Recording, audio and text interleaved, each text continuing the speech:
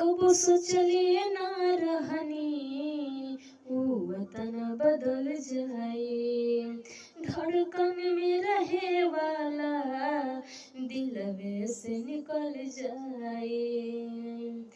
आपन रहे अब बेगाना भइल बा, आपन रहे अब बेगाना भइल बा, सनम दोसरा के दीवाना भइल बा, सनम दोसरा के दीवाना भइल बा।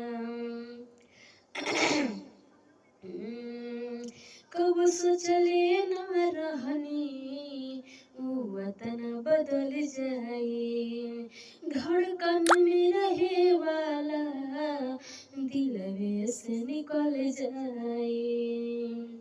आपन रहे अब बेगाना भइल बा, आपन रहे अब बेगाना भइल बा, सनम दोसरा